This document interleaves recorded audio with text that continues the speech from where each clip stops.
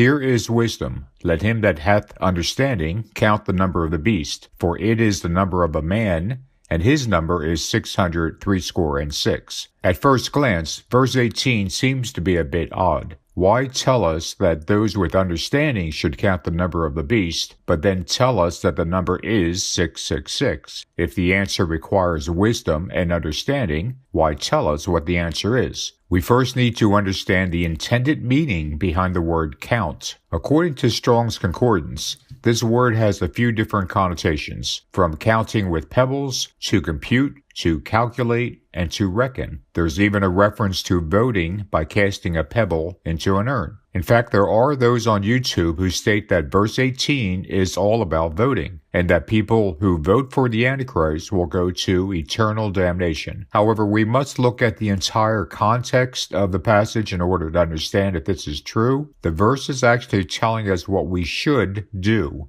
Let him who has understanding count the number of the beast. If count means voting, then the verse is stating, let those with understanding vote the number of the beast. This is completely nonsensical, of course. The Bible is not telling us to vote for the beast. Instead, by examining the entire verse, the word count clearly means to reckon the number 666. But more than that, it's telling us that the number is calculated to be 666. There's nothing further for us to calculate. The number is 666, and we are to reckon or consider the number because it's of special importance. Why is this number so important? Because this number is a signpost directing us towards another figure in the Bible, one that will give us a deeper understanding of the purpose of the Antichrist. Who is that other biblical figure? If we look at verse 18 a bit closer, there are 3 clues as to the identity of that person. Clue number 1. Here is wisdom. There is one figure in the Bible who had such great wisdom,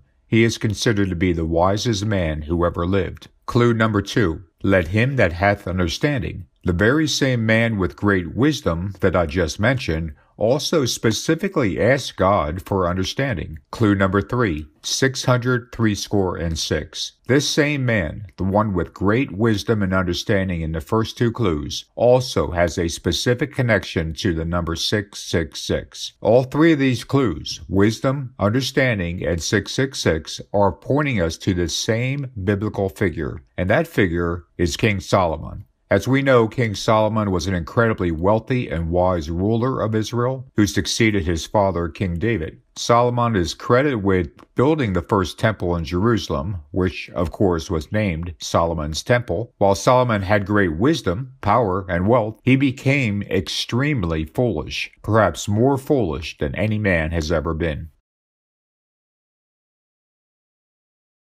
God gave special instructions to those who would be king of Israel, and the instructions are referred to as the 3 laws of kingship given in Deuteronomy 17, verses 16 and 17. He shall not multiply horses to himself, neither shall he multiply wives to himself, that his heart turn not away, neither shall he greatly multiply to himself silver and gold. Despite the astoundingly great wisdom and understanding Solomon possessed, he violated each of God's instructions on how a king of Israel should behave. Solomon desired a great number of chariots and horsemen, at one point having 1,400 chariots and 12,000 horsemen. Solomon had 700 wives and 300 concubines. Solomon pursued greater wealth than he already had, specifically gold.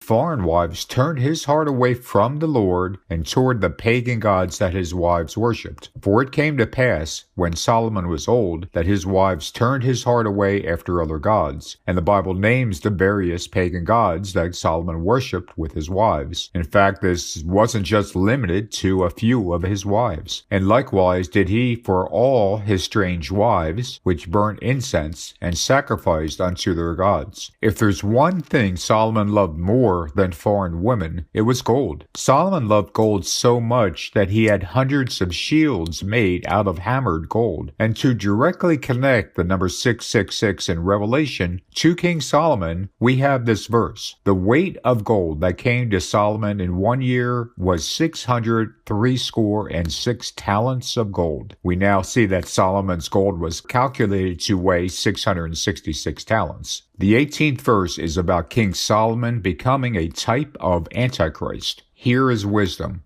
Solomon was the wisest man in the world. Let him that hath understanding. Solomon specifically prayed to God for understanding. Count the number of the beast. We are to reckon or consider this number, for it is the number of a man. The number points to one specific man, and his number is 666. The 666 talents of gold that Solomon received are a symbolic turning point for when this man of God became a type of Antichrist. But there's something even deeper to all of this. Revelation 13:18 is specifically pointing us to Solomon's gold, and there's a reason for doing so. All of these pagan gods that Solomon worshipped are themselves variations of and subservient to the one pagan god that nearly every culture in history has placed above the others, the sun god. And the sun god is identified with one specific thing, gold. Thus we have the number 666 in Revelation pointing us to gold, and gold itself is a representation of the sun god. Solar deities and sun worship can be found throughout most of recorded history in various forms. The sun was often viewed as the giver of life itself. And even within pagan religions where many gods were worshipped, the sun god was given a high status. The sun god is historically identified with gold, just like the sunshine is golden, and gold is the most valuable metal. To many civilizations that worship the sun, it makes sense that gold was seen as a valuable representation of the sun, given its shiny yellow attributes. In culture after culture, we see the sun god is either the most important god, or a major part of a larger group of pagan deities. For example, the 36 deacons of the zodiac are comprised of various demons, angels, and gods from a variety of pantheons. And yet the one thing that these pantheons all share is a sun god. The 36 deacons of the zodiac are interesting for yet another reason. The sum of the integers from 1 to 36 equals 666. Thus we have the 36 pagan deities of the zodiac representing or totaling a number that itself points to gold, which in turn is equated with the sun god. Revelation 13:18 is giving us insight into the true nature of the Antichrist by pointing us to King Solomon, and specifically the 666 talents of gold. The Bible is telling us that the final Antichrist will be obsessed with gold and with the ultimate pagan deity, the sun god. In fact, the Antichrist will see himself as the personification of the sun god. Just as happened with the golden calf of Aaron and the golden statue of King Nebuchadnezzar, the final Antichrist will also use gold to symbolize his own power and to honor the god of forces, the sun god. The Antichrist will soon proclaim himself to be either God or a god, and will also have an image that people must worship. We should expect this image to be either made of gold or involve gold on some level. It will be the ultimate golden idol, intended to honor the Antichrist as the sun god.